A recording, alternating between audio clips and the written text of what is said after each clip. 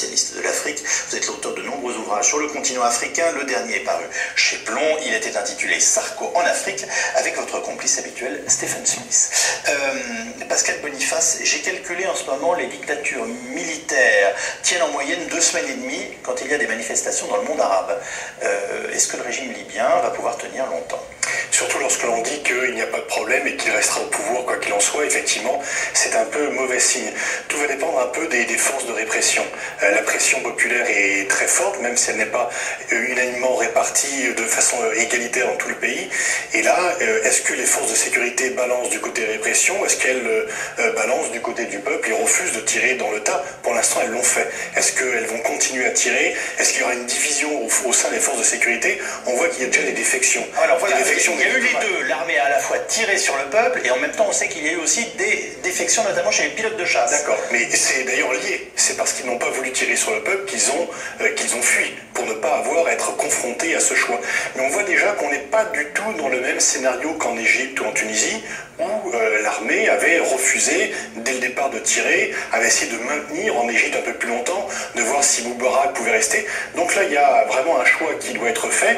Pour l'instant, Kadhafi, c'est l'escalade effectivement dans la répression. Il essaye de se maintenir au pouvoir par la force en disant que s'il fait un bain de sang, les choses reviendront, il sera condamné au niveau international et puis ensuite les choses reviendront comme avant. Et il est vraiment loin d'être certain que ce pari puisse être gagné. Alors, Asnia Abidi, est-ce qu'on a déjà eu, je dirais, des discours de ce type avec appel vraiment à la guerre civile? Sur les premières traductions qu'on a eues, les propos du colonel Kadhafi laissent absolument pantois. Il dit aux gens, descendez dans les rues, poursuivez-le avec l'armée, avec la police. Enfin, il lance la chasse en appelant le peuple libyen à descendre dans la rue pour mater les manifestants.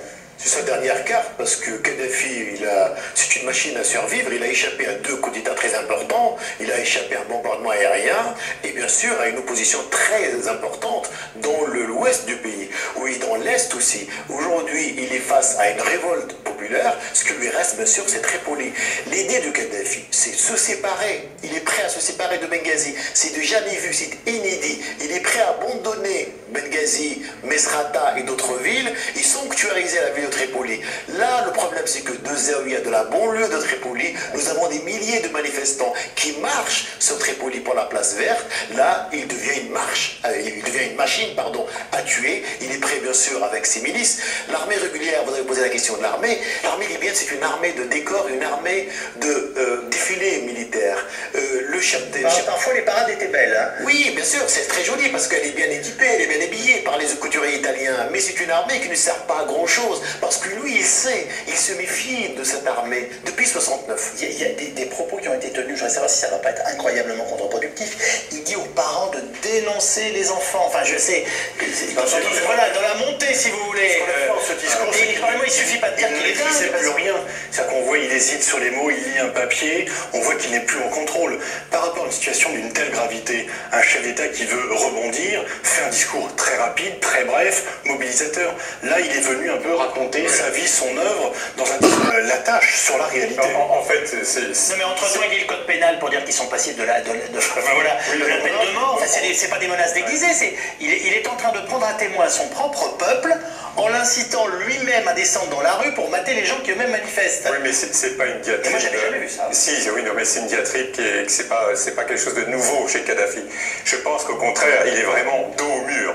Je veux dire, c'est logoré. Il revient en arrière, il revient sur l'impérialisme, il revient sur les États-Unis, il revient sur le passé. Il n'y a aucune nouvelle direction, il n'y a aucune décision.